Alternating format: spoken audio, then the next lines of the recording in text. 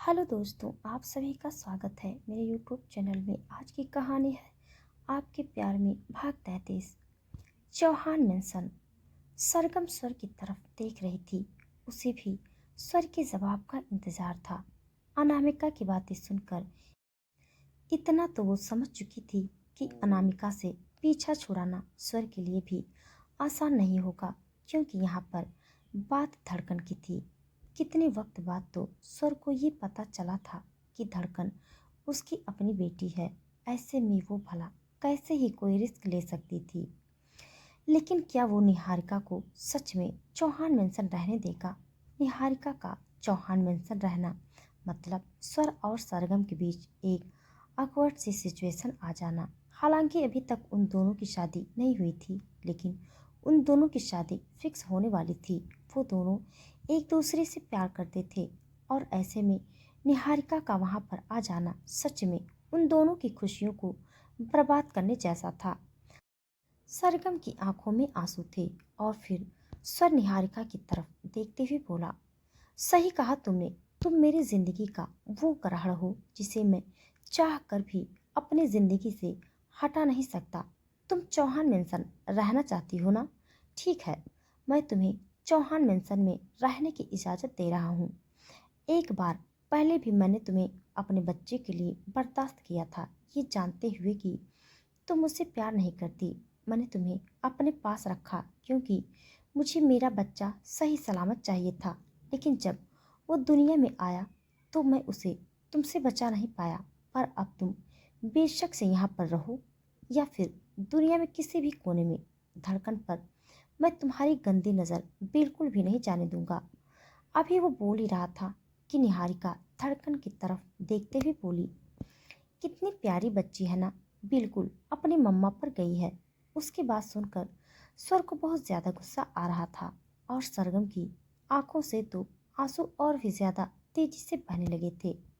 वो स्वर को खोना नहीं चाहती थी, लेकिन पता नहीं क्यों उसे ऐसा लग रहा था जैसे अब स्वर उसका कभी नहीं होगा। उन दोनों के बीच जो नजदीकियां बढ़ रही थी अब वो दूरियों में बदल जाएगी। तभी स्वर अचानक से हल्का सा मुस्कुराया और फिर एक नज़र सरगम की तरफ देखते हुए बोला, सच कहा तुमने मेरी धड़कन, मेरी हार्ट बीट सच में अपनी मम्मा पर गई है। उसकी बात सुनते हुए निहारिका के चेहरे पर अजीब से एक्सप्रेशन थे। भला स्वर इतनी जल्दी उसकी बात कैसे मान गया? वो उसकी हाँ में हाँ कैसे मिला रहा है? लेकिन जब उसने स्वर की नज़रों को सरगम पर देखा तो उसका तन बदन जलने लगा। वहीं सरगम के चेहरे पर हल्की सी मुस्कुराहट तैर गई। वो धड़कन के पास आई और उसके गाल पर अपना हाथ रखते हुए बोली, मैं हमेशा यही सोचती थी कि जिस दिन भी तुम्हारी फैमिली मुझे मिलेगी उस दिन मैं उन लोगों को छोड़ूंगी नहीं जिन्होंने तुम जैसी मासूम सी बच्ची को, एक नाजुक से फूल को इस तरह से डस्टबिन में फेंक दिया। लेकिन जो लोग हो ही घटिया, उनका हम कर भी क्या सकते हैं? तुम्हारी मॉम ने जो तुम्हारे साथ किया वो दुनिया की कोई भी मॉम अपने बच्चों के साथ नहीं कर सकती। लेकिन तुम्हारी मॉम का कहना ही क्या है? ये बोलते हुए अब उसकी नज़रें निहारिका पर थी। निहारिका वहां पर आई और बोली, मैंने तुम्हें थैंक यू क्या कहा? तुमने तो हवा में उड़ना शुरू कर दिया। माना तुम्हें धड़कन को 1 साल पाला है, इसका मतलब ये नहीं कि तुम कुछ भी बकवास करोगी और मैं सुनती जाऊंगी। निहारिका ओबराय नाम है मेरा। अगर मेरे बारे में नहीं जानती तो जाकर अपने चौहान साहब से पूछ लेना। जैसे ही उसने कहा, सरगम हल्का सा मुस्कुराई और बोली, मुझे चौहान साहब से कुछ पूछने की जरूरत नहीं है। तुम्हारी तो शक्ल ही बता रही है कि तुम किस तरह की औरत हो। खैर, मुझे तुमसे उलझना नहीं। तुमसे मेरे चौहान साहब उलझ रहे हैं, इतना ही काफी है। अगर मैं भी उलझने लगी तो फिर तुम इतना उलझ जाओगी पूरी जिंदगी कभी सुलझ नहीं पाओगी। ये बोलते हुए उसके चेहरे पर बड़े ही डेंजरस एक्सप्रेशन थे और निहारिका उसकी तरफ देखते ही रह गई। उसने तो सोचा था कि सरगम छुई मुई सी लड़की होगी जिसे वो अपना गुस्सा दिखाएगी, 2 4 एटीट्यूड भरे डायलॉग मारेगी तो वो तुरंत भाग जाएगी। लेकिन यहाँ तो सरगम उससे नज़र से नज़र मिलाकर बात कर रही थी और उसकी बात का तुरंत जवाब भी दे रही थी। वहीं स्वर के चेहरे पर भी मुस्कुराहट तैर रही थी। वो भी यही चाहता था कि उसके मिस सरगम निहारिका से डरे नहीं बल्कि उसे सामने से जवाब दे। आखिर वो स्वर की होने वाली बीवी जो है, उसमें अपने चौहान साहब का थोड़ा अंदाज तो होना ही चाहिए। निहारिका गुस्से से सरगम की तरफ देख रही थी और अब सरगम ने धड़कन को अपनी गोद में उठाया और बोली, आओ धड़कन, मैं तुम्हें तुम्हारा खाना खिला दूं।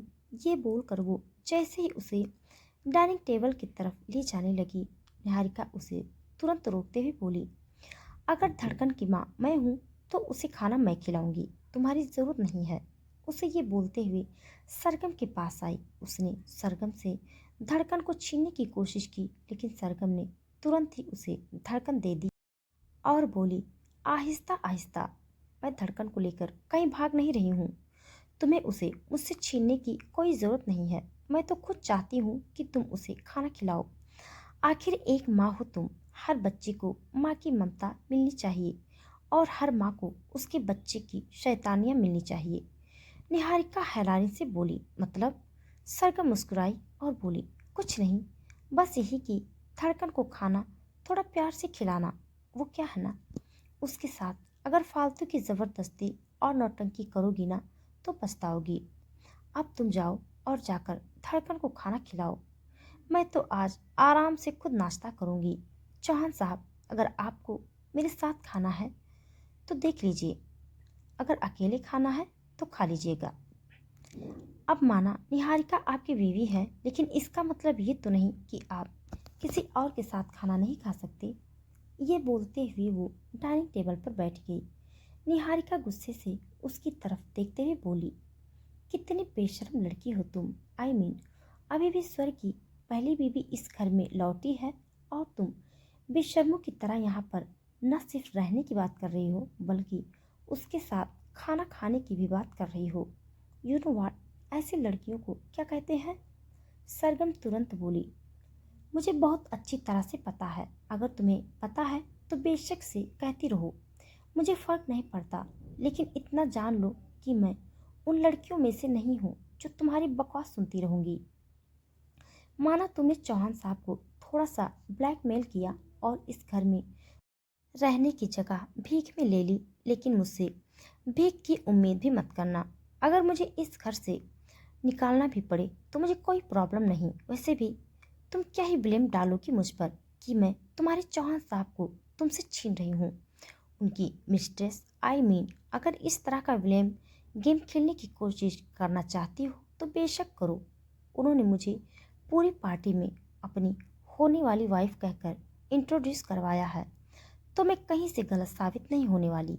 और रही बात मुझ पर उंगली उठाने की, तो इतना जान लो कि अगर सवाल तुम करोगी तो जुबान तो भगवान ने मुझे भी दी है। ऐसे ऐसे सवाल करूंगी कि तुम्हारी आंसर सीट खाली हो जाएगी। ये बोलकर वो कुछ पल यूं ही निहारिका को देखती रही और फिर उसने अपनी प्लेट में खाना डालना शुरू किया। तभी धड़कन भी रोने लगी। उसे भूख लग रही थी, इसीलिए वो अपने हाथ पैर चलाने लगी थी। उसे जोर से अपना हाथ निहारिका के मुंह पर मारा तो निहारिका को ऐसा लगा जैसे धड़कन ने उसे थप्पड़ मारा हो। वो गुस्से से उसकी तरफ देखने लगी। सरगम तुरंत बोली, जल्दी से उसे खाना खिला दो, वरना अभी तो सिर्फ उसने थप्पड़ मारा है, इसके बाद मुक्का आएगा और फिर वो जोरों से बाइट करेगी।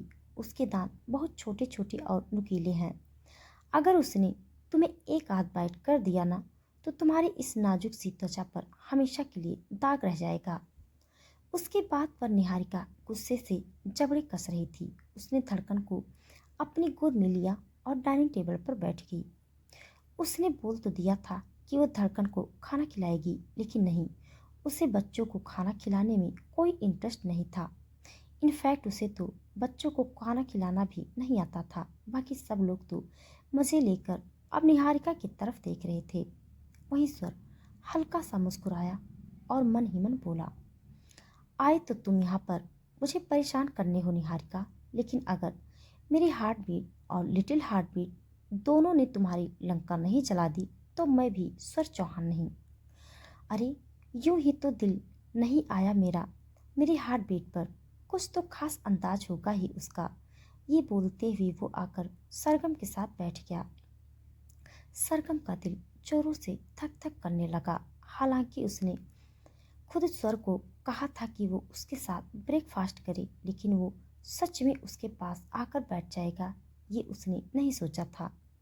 उसने अब अपने प्लेट को हल्का सा सरकाया और फिर स्वर के सामने कर दिया। अगले ही पल उसने निहारिका की तरफ देखा और बोली, कोई वीडियो और कोई फोटो लेना चाहोगी क्या हम दोनों की, साथ में ब्रेकफास्ट करते हुए? कि आई मीन कल को पुलिस या फिर कोर्ट में काम आए तो। उसकी बात पर अब निहारिका ने मुंह बनाया और धड़कन को टेबल पर बिठाते हुए बोली, ब्लडी इडियट। ये बोलकर वो वहां से जाने लगी। सरगम जल्दी से बोली, बहन तुझसे ज्यादा दिमाग चलता है मेरा, पंगा मत लेना। चौहान साहब और धड़कन को लेकर इमोशनल ब्लैकमेल वाला गेम खेल सकती हो तुम, मेरे साथ उलझना बहुत महंगा पड़ जाएगा तुम्हें। उसकी बात सुनकर निहारिका के कदम रुक गए थे। वो उसे गहरी नजरों से देखते हुए बोली, ये तो तुम्हें बहुत जल्द ही पता चलेगा किसका किससे उलझना सस्ता पड़ेगा और किसका किससे उलझना महंगा। ये बोलकर अब वो तुरंत सीढ़ियां चढ़ते हुए ऊपर स्वर के रूम की तरफ गई थी। स्वर सरगम की तरफ देखते हुए बोला, मुझे नहीं पता था तुम इतना करंट मारती हो। सरगम हल्का सा मुस्कुराई और बोली, पहले नहीं मारती थी, बस कुछ दिन पहले ही आपसे मारना सीखा है। अब तो मैं चलता फिरता ट्रांसफार्मर बनकर घूमती हूँ। उसकी बात पर सब लोगों की हंसी छूट गई थी। निहारिका जब अपने रूम में चली गई तो बाकी सब लोग अब अच्छे से अपना ब्रेकफास्ट कर रहे थे। कृपा जी स्वर और सरगम की तरफ देखते हुए बोली, ये सब तो ठीक है, लेकिन मुझे तो अब तुम दोनों की शादी की टेंशन हो रही है। मैं आज ही पंडित जी को बुलाकर तुम दोनों की शादी का मुहूर्त निकलवाने वाली थी, लेकिन अब लगता है कि रोकना पड़ेगा। उसके बात पर सरगम ने कुछ नहीं कहा, लेकिन तभी स्वर बोला, आपको रुकने की जरूरत नहीं है दादी।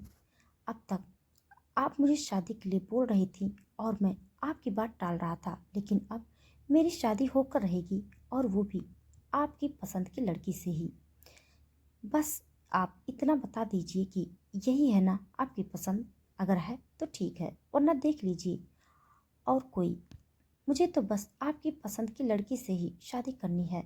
उसके बात पर सरगम का मुंह खुला का खुला रह गया। उसने अपने हाथ में फोर्क उठाया और फिर उसे स्वर की तरफ घुमाते हुए गुस्से से बोली, बताऊं मैं भी आपको ऐसा चीरूंगी फाड़ूंगी कि शादी के बाद सुहाग रात पर आपको समझ नहीं आएगा कि बीबी के साथ रोमांस करें या अपना कटा फटा सिलने बैठे।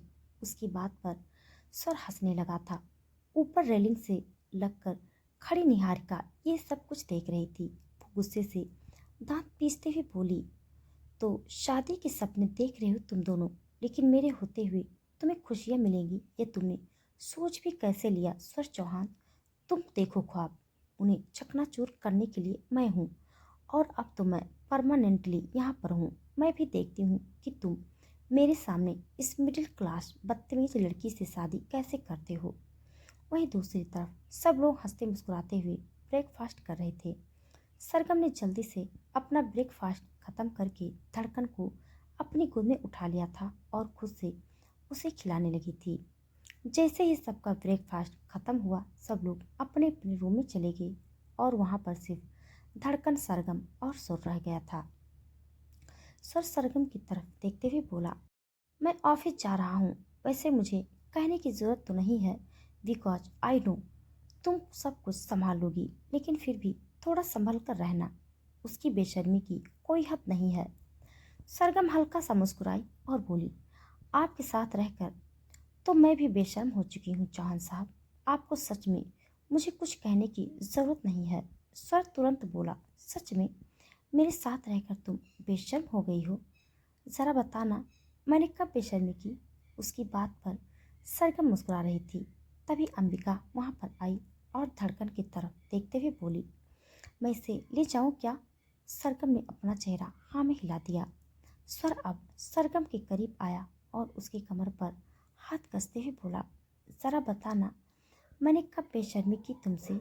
सरगम ने अपना चेहरा हल्का सा झुका लिया और बोली, आपको ऑफिस के लिए देरी हो रही है। स्वर ने अपना चेहरा ना में हिलाया और बोला, ऑफिस तो मैं चला जाऊंगा, मेरा खुद का ऑफिस है। मैं वहां पर जॉब नहीं करता जो मैं लेट जाने की टेंशन लूँ। पहले तो मुझे ये बताओ कि मैंने तुम्हें बेशर्मी कब दिखाई? सरगम ने अब अपना चेहरा ऊपर उठाया और बोली, कब नहीं दिखाई? एक नंबर की बेशर्म इंसान है आप। आपकी जो हरकत है ना, वो कूट कूट कर बेशर्मी से भरी हुई है। कभी वॉशरूम में मेरे साथ इधर उधर की हरकतें करते हैं तो कभी बेड पर। आए बड़े खुद को साधु संत समझने वाले। सच में एक नंबर के बेशर्म इंसान हैं आप। उसकी बात पर अब स्वर को गुस्सा नहीं आ रहा था, बल्कि उसके चेहरे पर स्माइल थी।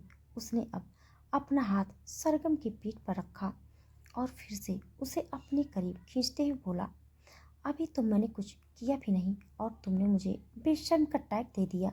ज़रा रुको, शादी होने दो, उसके बाद मैं तुम्हें अपनी बेशर्मी अच्छे से दिखाऊंगा। वैसे भी अंदर तक भरा हुआ हूँ मैं। अगर खुद को पूरी तरह से तुम्हारे अंदर खाली नहीं किया तो मैं भी तुम्हारा चौहान साहब नहीं। उसकी बात पर सरगम का चेहरा शर्म से एकदम लाल हो गया। वो तुरंत उसके सीने पर अपना हाथ मारते हुए बोली, कैसी बातें करते हैं आप चौहान साहब? सर भी मुस्कुराकर बोला, अब जब तुमने बेशर्म इंसान का टैग दे ही दिया है तो अब किस चीज़ का डर? अब क्यों शर्माना? अब तो मैं अच्छे से बेशर्मी भरी बातें तुमसे किया करूँगा। और हाँ, चुपचाप मेरे लिए लंच लेकर ऑफिस आ जाना, वरना मैं घर आऊँगा और फिर लंच के साथ साथ कुछ और भी खाऊँगा। सरगम ने तुरंत पूछ लिया, क्या? और अगले ही पल स्वर ने अपनी नज़रें उसके सीने की तरफ झुका दी तो सरगम ने उसे जोरों से धक्का दे दिया और बोली, जाइए जाइए, अपनी इम्पोर्टेंट मीटिंग्स के लिए देरी हो रही होगी आपको। बेशक से आप चौहान इंडस्ट्रीज के ओनर हैं, आप वहाँ पर जॉब नहीं करते, लेकिन अगर आप वक्त पर अपनी मीटिंग्स में नहीं पहुँचे ना, तो कहीं सच में आपको जॉब करने की नौबत ना आ जाए। स्वर ने उसे तिरछी नज़रों से देखते हुए कहा, ऐसा कभी नहीं होने वाला। स्वर चौहान शुरू से लोगों को इंतज़ार करवाते आया है और लोग उसका इंतज़ार करते भी हैं, क्योंकि वो जानते हैं जब सामने स्वर चौहान हो तो तड़पना बनता है। लेकिन फिलहाल तो मैं खुद तड़प रहा हूँ। ये बोलते हुए अब वो फिर से उसके करीब आने लगा था। सरगम तुरंत वहां से दूर हट गई और बोली, जाइए ना चौहान साहब, क्या है आपको?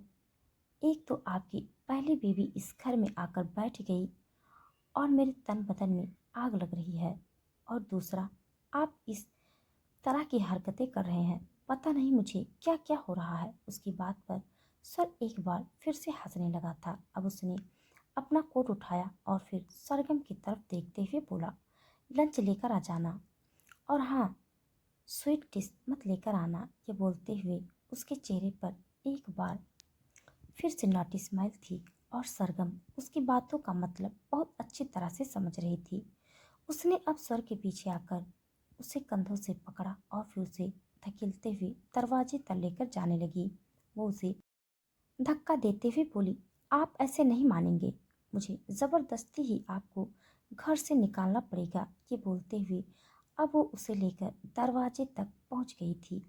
अब उसने स्वर को छोड़ा तो स्वर मुंह बनाते हुए बोला, कितनी अनरोमांटिक हो तुम। सरगम भी झट से बोली, अब जो हूँ जैसी हूँ, इसी से काम चलाना पड़ेगा आपको, और कोई ऑप्शन नहीं है आपके पास, अब जाइए। ये बोलकर वो खुद अंदर की तरफ आने लगी, लेकिन फिर अचानक ही उसके कदम रुके। स्वर भी बाहर की तरफ जा रहा था।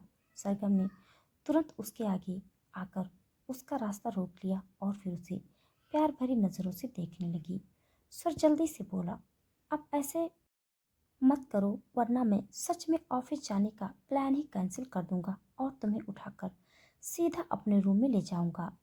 सरगम हंसते हुए बोली, वहां तो आपकी प्यारी निहारिका अपना आसन लगाकर बैठी है। उसकी बात पर सर ने अजीब सा मुंह बनाया। सरगम अब उसके बिल्कुल करीब हुई और फिर उसके गाल पर अपना हाथ रखकर बोली, आई लव यू चौहान साहब। सर ने उसे इंटेंस नज़रों से देखा।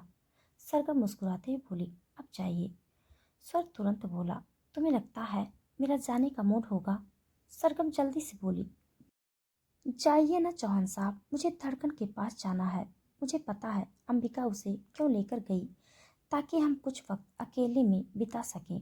लेकिन अब बस बहुत हुआ, अब आप जाइए। ये बोलकर अब वो बिल्कुल शांत हो गई, लेकिन उसके होठों पर मुस्कुराहट अभी भी थी। स्वर चुपचाप उसकी तरफ देख रहा था। अब वो उसके बिल्कुल करीब हुआ और अगले ही पल उसने उसके माथे पर अपने होठ रखकर उसे बेहद प्यार से चूम लिया और फिर मुस्कुराते हुए बोला, I love you too heartbeat. Sargam की आंखें बंद हो गई थी। उसके चेहरे पर सुकून नजर आ रहा था और वही सुकून स्वर के चेहरे पर भी था। स्वर अब मुस्कुराते हुए वहां से चला गया और सरगम अंदर जाकर धड़कन के पास जाने लगी। लेकिन फिर अचानक ही उसके कदम रुके और वो ऊपर स्वर के रूम की तरफ देखने लगी। वो जानती थी कि निहारिका वहां पर होगी और वहां बैठी स्वर और सरगम के अगेंस्ट ही प्लानिंग कर रही होगी। वो मुस्कुराते हुए बोली, सबके सामने तो तुमसे अच्छी खासी मुलाकात हो गई, लेकिन एक मुलाकात अकेले में भी तो बनती है। ये बोलते हुए अब वो सीढ़ियाँ चढ़ने लगी। जैसे ही वो अंदर रूम में आई, उसकी नज़रें सामने निहारिका पर गई, जो क्लोसेट से सरगम का सामान बाहर निकाल रही थी। सरगम ने जैसा सोचा था बिल्कुल वैसा ही होते हुए देखा तो उसके चेहरे की स्माइल लंबी हो गई। वो अंदर की तरफ आई और बोली, अरे मुझे बोल देती, मैं अपना सारा सामान खुद निकाल लेती। तुम्हें इतनी टेंशन लेने की क्या ज़रूरत थी? बेवजह अपने इन नाजुक से हाथों को इतना कष्ट दे रही हो। उसकी बात पर निहारिका उसकी तरफ देखते हुए सार्कास्टिक बोली, कितनी बेशर्म लड़की हो ना तुम। सरगम हंसी और बोली, यू नो व्हाट, अभी भी मैं और चौहान साहब बेशर्मी के बारे में ही बातें कर रहे थे और मैं उन्हें बता भी रही थी कि उनके साथ रहकर मैं कितनी बेशर्म हो गई हूँ और तुम भी कितनी अच्छी तरह से पहचान गई हो ना मुझे। देखो ना कितना रंग चढ़ा है मुझ पर मेरे चौहान साहब का। उन्होंने अपने साथ साथ मुझे भी पूरा बेशर्म बना दिया है। ये बोलते हुए अब वो आगे की तरफ आई और अपनी एक ब्रा उठाते हुए बोली, तुम्हें पता है ये मेरी फेवरेट ब्रा है।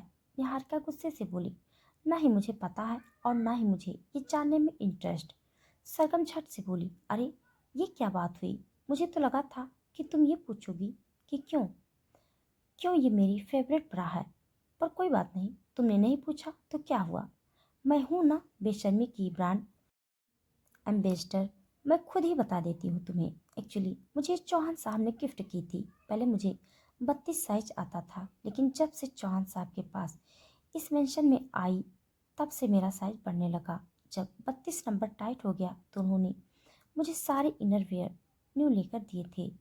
ये वाली ब्रा ये तो उन्होंने मुझे स्पेशली दिलाई थी।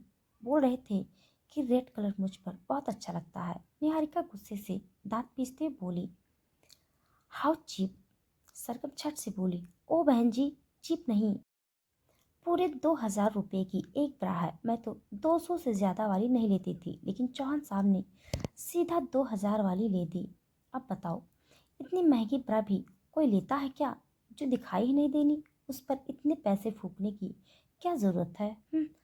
फिर कहते हैं ना मैं टॉप बिजनेसमैन। ये बोलते हुए वो मुंह बना रही थी और निहारिका के तन बदन में आग लगी हुई थी। तो दोस्तों आज के लिए बस इतना। इसके आगे का भाग जानने के लिए आप सब मेरे साथ बने रहिए। हमारी कहानी आप सबको कैसी लग रही है कमेंट बॉक्स में जरूर बताइएगा। तब तक